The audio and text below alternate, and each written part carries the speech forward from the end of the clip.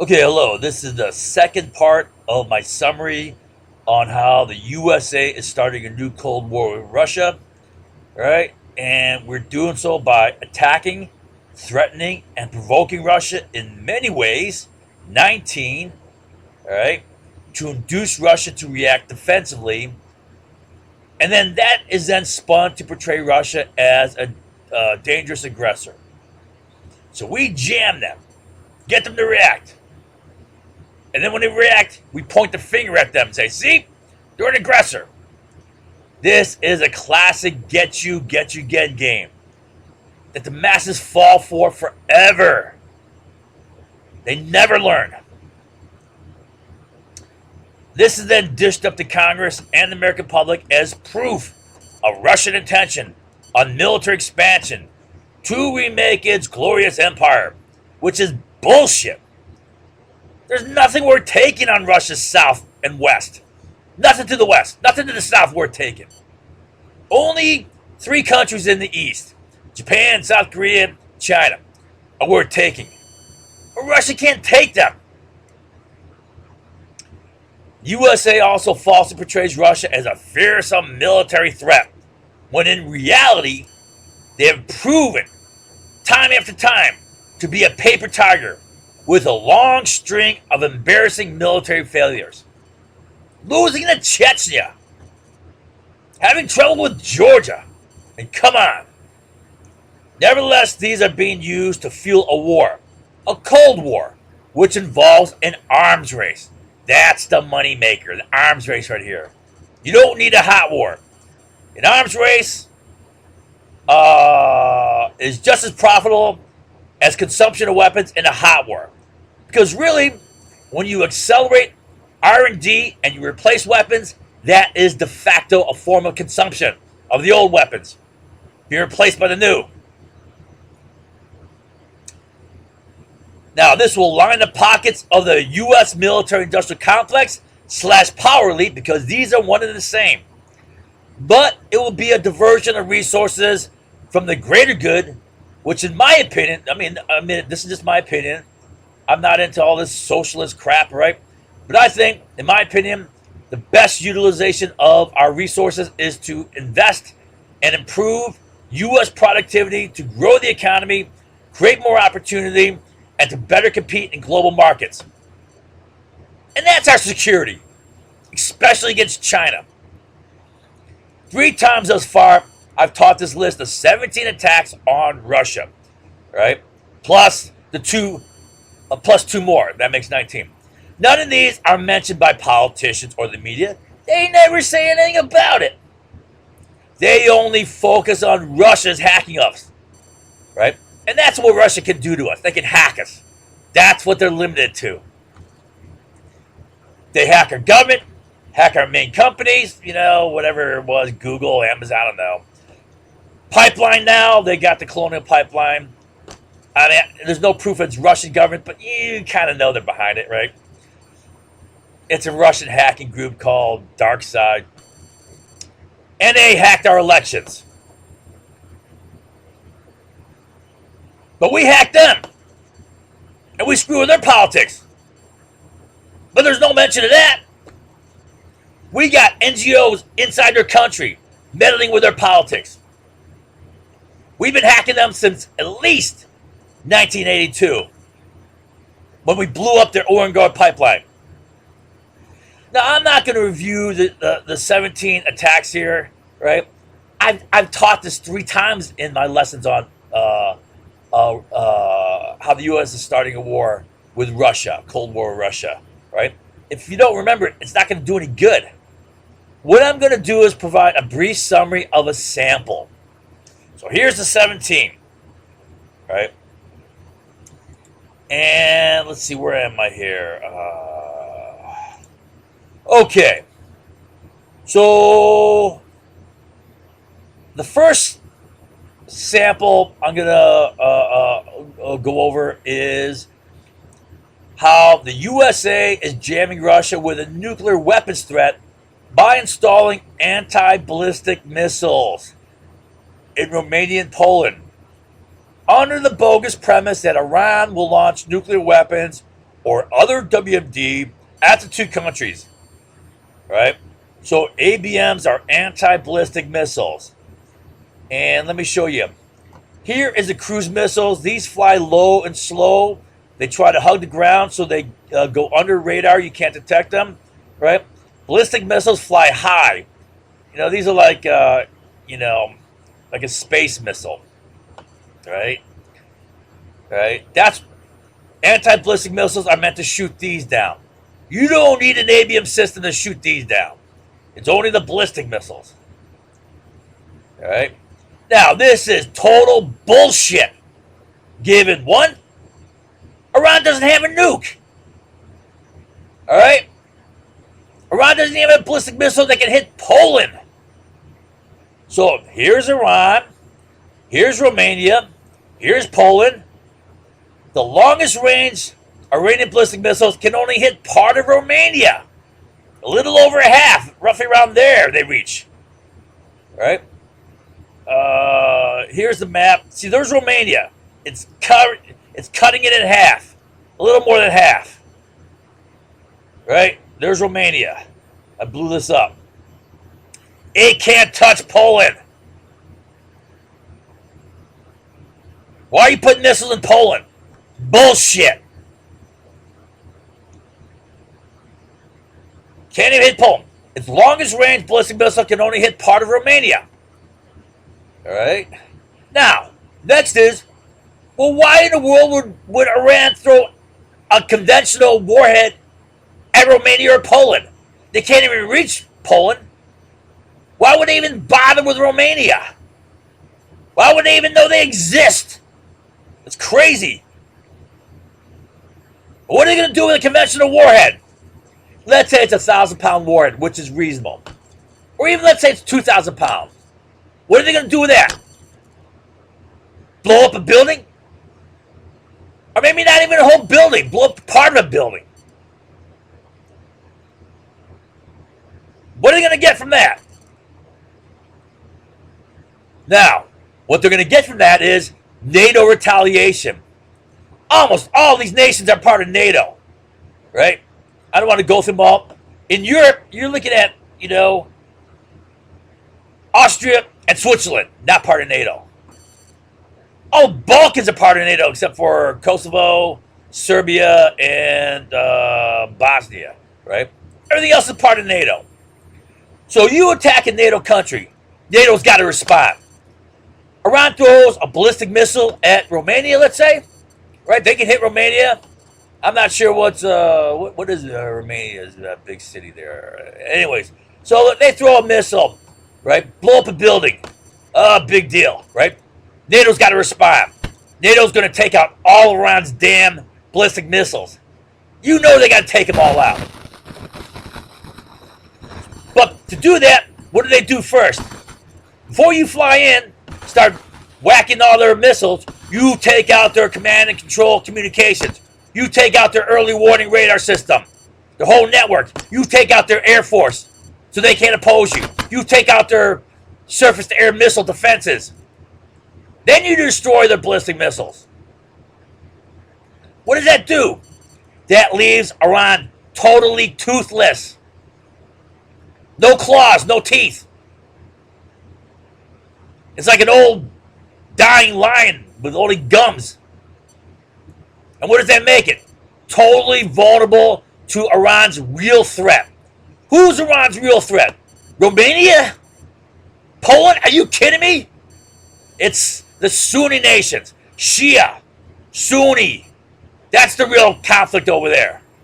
Israel is a second-class thing compared to that. Right? You got Saudi Arabia mostly.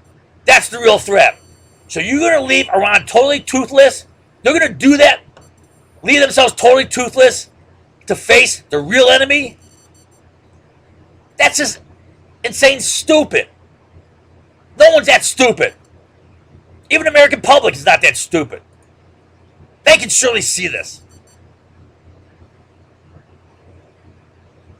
Thus, attacking Romania or Poland is not only completely unnecessary, I mean, why would they bother? It is entirely self-defeating. You just open yourself wide open, naked, vulnerable to attack by Saudi Arabia. Finally, there are NATO nations closer to Iran than Poland and Romania. So, if you're worried about a NATO nation getting hit, Romania, Poland, oh, Iran can hit Romania, Poland. What about Turkey? They share a common border with Iran. What about Bulgaria? It's closer. What about Greece? It's closer. What about Northern Macedonia? It's closer. Albania is about the same distance as Romania. Same with Montenegro, right? Croatia is about the same. Why not there? Why here and here? Why? Why Romania and Poland? Well, Romania and Poland stand like two goalposts, two sentinels guarding between Russia and Europe. So who is this really facing off? Iran? My ass. This is jamming Russia with a threat. Romania and Poland face squarely with Russia and not Iran. This is total bullshit. You gotta be an idiot to buy this. I'm serious. You gotta be mentally disabled to buy this. Oh yeah. Oh, Romania and Poland can be attacked by Iran. This is upsetting the nuclear balance between Russia and Europe. Keep in mind, Europe's got nuclear weapons. U.S. has nuclear bombs stationed throughout Europe. Alright, so this is the max range of Iran's ballistic missiles. It can't even reach Poland. Don't worry about this. This is a cruise missile. You don't shoot down cruise missiles with an ABM. Right? Now, given how ridiculous the purported Iranian threat of lobbing a conventional warhead at Poland or Romania is, I mean, it's conventional. They have no nukes. Combined with how obvious the threat posed to Russia is, I believe the USA's ABM missiles are fully and completely, intentionally designed to jam Russia with a threat. Now, for what reason?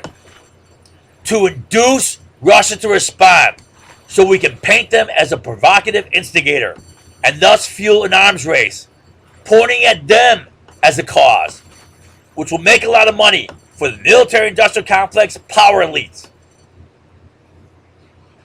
Now, did the ABMs have this effect? They're there now. I don't know if the system is fully complete in Poland, right?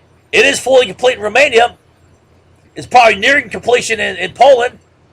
Last I heard, there were some contract disputes with subcontractors, but it's probably nearing completion. So here's the actual effects.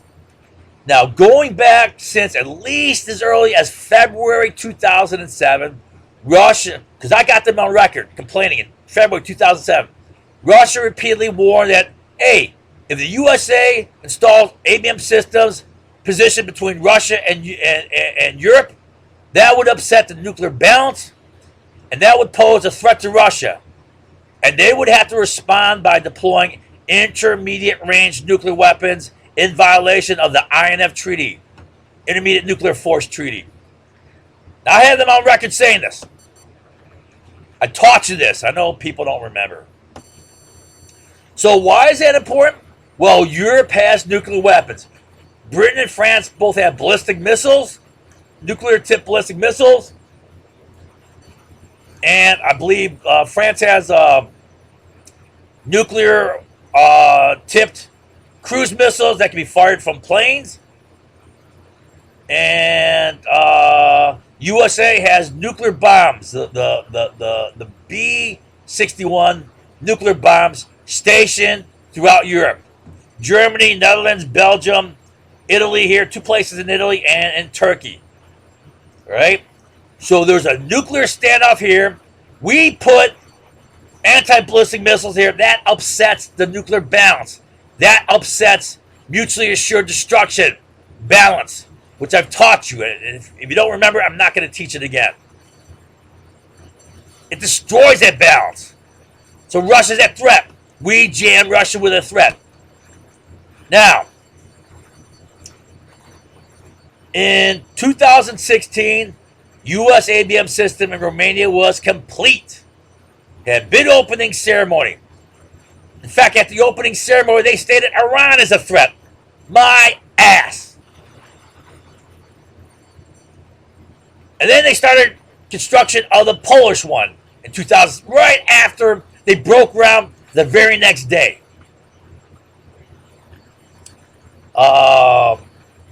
In response, Russia then deployed 48 SCC-8 nuclear-tipped cruise missiles, as they had repeatedly warned since February 2007. They said they're going to do it. They did it. Now that's in violation of the INF. Then we point the finger at them. Oh, look at them. They're being a threat. They're violating the INF. We don't point at the fact that we jammed them with a threat, forced them into this, that they repeatedly warned us. So how do we respond? Well, we abrogate the INF treaty. We say we're abrogating it. And then we begin testing ground-launched, intermediate-range nuclear missiles, accelerating the arms race. And then in 2018, Putin announced his development of hypersonic nuclear missiles to counter U.S. ABMs. Right? Now, hypersonic missiles are meant to evade anti-ballistic missiles by traveling so fast. Mach 5 or faster. 5 times the speed of sound or faster. Plus, these are supposed to be highly maneuverable too. Right? So how did the U.S. respond? Well, the U.S. responded by accelerating the development of its own hypersonic missiles. So it's tit for tat, escalation, ratchet up. So we're now developing hypersonic missiles to keep pace with Russia and China. The U.S. is also developing defensive systems capable of defeating incoming hypersonic missiles. All right? We're developing anti-ballistic missiles with the capability of shooting down hypersonic missiles. Plus, we're working on lasers, a lot of electronic countermeasure stuff, jamming. All right. So Russia is portrayed as a dangerous aggressor, accelerating the arms race by violating the INF treaty with 48 missiles. You know, if you know the numbers, 48 is nothing, right? Because INF treaty does not limit air-launched cruise missiles, sub-launched cruise missiles, surface ship-launched cruise missiles that are nuclear-tipped, right? And we have hundreds and hundreds of all of those, right?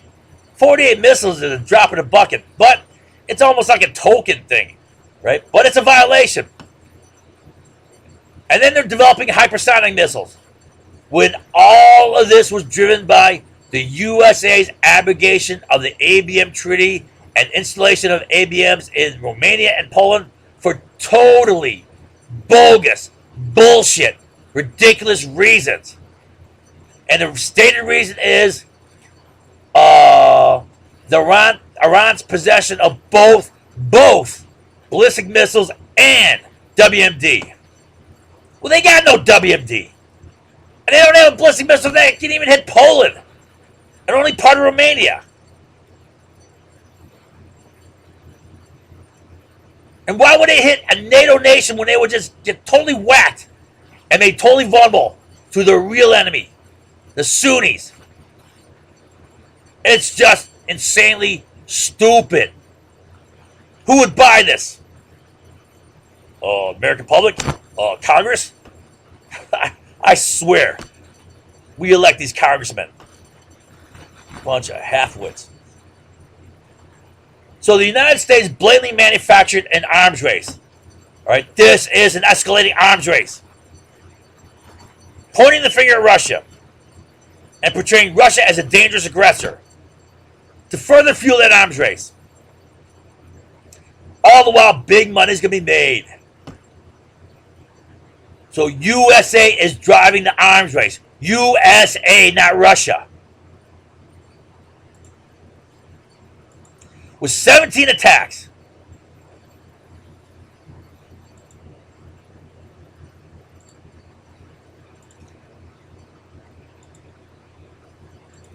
So that's the first attack that I'm going to cover. All right. Now, how will this be attacked? He's crazy. He thinks his health is being whacked by the CIA. Which it is. That's a get you game also. Works every time.